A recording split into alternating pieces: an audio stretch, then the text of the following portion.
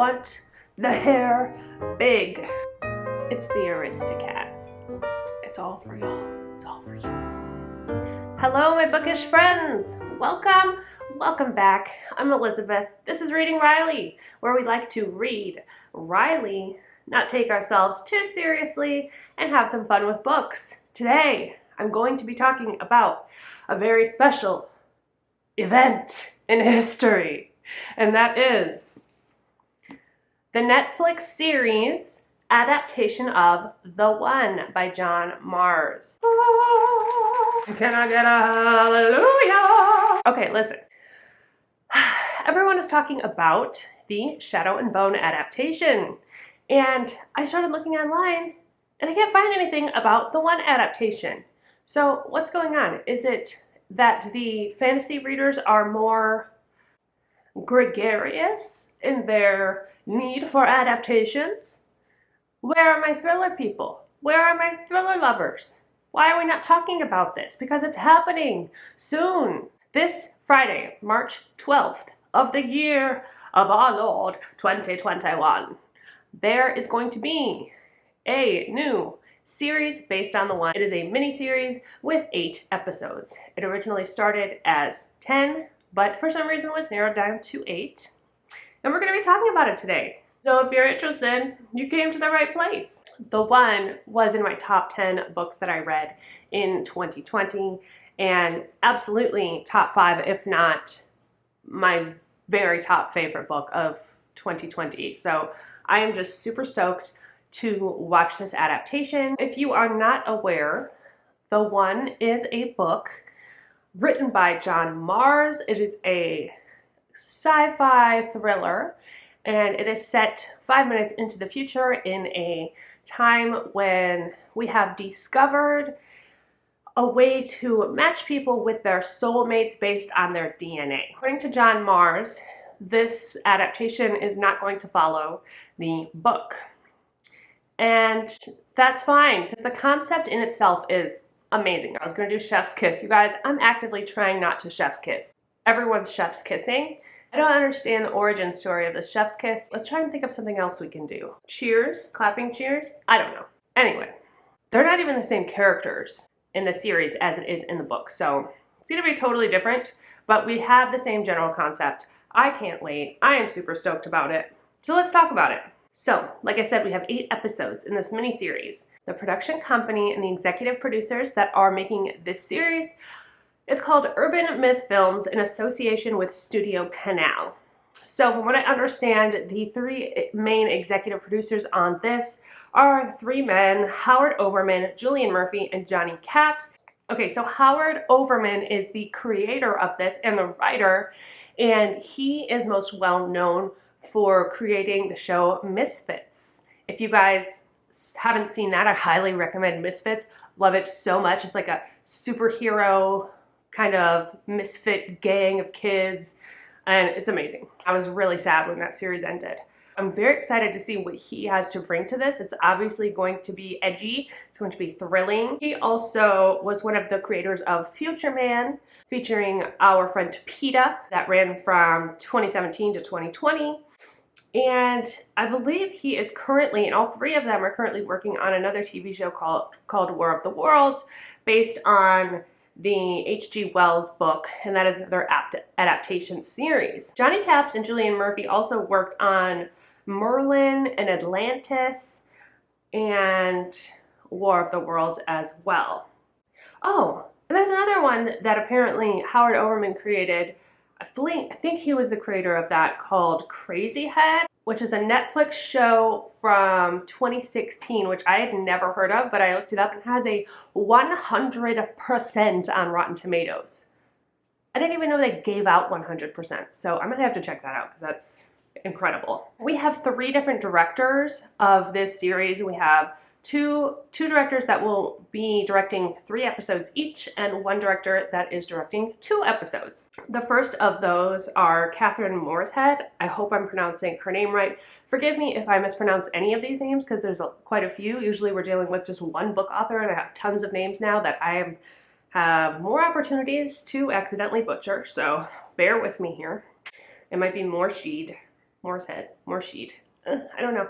Anyway, she's directing 3 episodes. She also directed a couple episodes of Downton Abbey, which love. Okay, so excited for that. Another show called No Offense, which I haven't heard of, and a movie called Playing the Field from 1998, which she's well known for, which I don't know that one either. Also, we have Jeremy Levering. He's directing 3 episodes. He was involved in an episode of Sherlock, which he directed, and a movie called In Fear from 2013. And then lastly, we have Brady Hood, who, from what I am gathering, is kind of an up-and-comer director. He's directing 2 episodes. And according to his IMDb profile, he is quote-unquote passionate about creating commercially accessible stories with a social commentary. So I'm into that.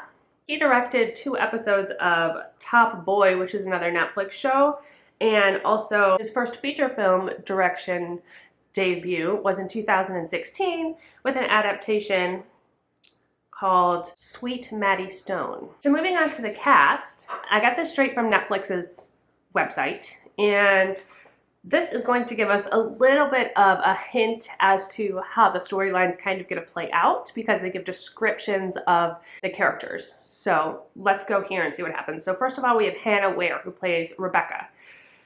And I can't remember what the woman's name was from the book, but she was the creator of the Match Your DNA site, the Gene, and the CEO of the company. So according to Netflix, it says Rebecca is ambitious and impulsive, CEO and founder of Match DNA. Dimitri Leonidas. Is that Greek? Dimitri, that sounds Greek. Yeah. Dimitri Leonidas. And he plays James. James is Rebecca's best friend and co-founder, and says disappears at the height of the business's success, and only Becca knows why. So that's interesting. That, as I recall, is not a plot from the book. I don't recall her having any kind of best friend to speak of. Although it's been a long time since I read this book. Part of me wanted to reread this book, but I didn't have time. Next we have Amir El Masri. He plays Ben. He is also BFFs with James and Becca, and it says that he has always thought of Becca as more than a friend. So he's kind of the one that's like, oh, I'm your best friend, but I secretly love you kind of deal. And then we have Stephen Campbell Moore, who plays Damien. He is one of Match DNA's investors. So this is probably going to add to the plot line as far as having that pressure from the investors, and if there's secrets from the inside that need to be protected in order to keep these people happy because they are the money. Next we have Wilf Scolding. He plays Ethan, who is Rebecca's partner, together the loved up face of Match DNA. So I think based on the trailer, and guys, I will link the trailer below, and it looks amazing. But based on the trailer, it looked like she's like, oh, you guys, this really works. And then she kisses some guy. I would venture to think that they are kind of faking this love match for the sake of selling the product, but who knows? Diremaid Murtaugh. Diremaid, cool name. He plays Connor. He is the head of security at Match Your DNA. We have Lois Chamimba. She plays Hannah, says she's besotted with her husband Mark, but haunted by the fear that he will eventually leave her for his DNA match. So that's interesting. And then we have Eric Kofi Abrefa, who plays Mark, her husband. He's a friendly and relaxed journalist, and Hannah's husband. Interesting, relaxed is in his character description. So I don't know about that. Pallavi Sharda. She plays Megan, a beautiful and charismatic new acquaintance of Hannah's. So Hannah's worried about her husband Mark leaving her. I'm wondering if Megan is the one he could be matched with, potentially. I don't know. We have Zoe Tapper, who plays Kate, and this is the kind of detective. It says she's the straightforward and skeptical detective inspector at the Metropolitan Police. And then her partner, Greg Chillen, who plays Nick, irreverent detective sergeant. Who who works closely with Kate. So we have these two main kind of detective characters. So they're, I'm guessing, going to be investigating what's going on with this Match Your DNA thing. So this is all exciting. That's pretty much all the information I have. Let me know if you guys are as excited as I am to watch this show. I also want to mention there is a Netflix adaptation of Behind Her Eyes, which is another one of my favorite thrillers. And really, I could do a whole video on that as well, but since it's already out and many of you may have already seen it, I do just want to kind of mention it and tell you that I have watched it and it is really good. And actually, I think with the kind of magical element, it really helps having it on a screen adaptation because it kind of is able to give you that impression earlier on in the book so that you're not so shocked by the fact that there is a magical element at the very end. It's still super twisty and really, really well done. So I would recommend watching that as well while you're waiting, if you're waiting, depending on when you're watching this video.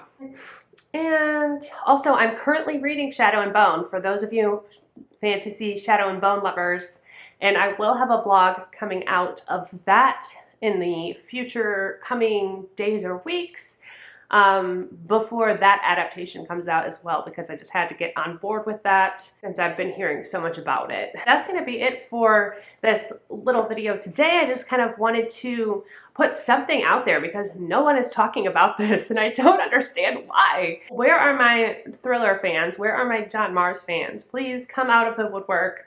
Please show me who you are. Please, I want to know because you're my people. If you like this kind of direction of commenting on adaptations into films and TV shows as well, let me know. I can continue doing this with future ones. And yeah, just kind of something off of the cuff that I wanted to do today. So if you do enjoy this content, please consider subscribing, consider hitting that thumbs up button. That will be it for me today. I hope you guys have a wonderful rest of your day. And don't forget that life is short, so read widely. Cheers.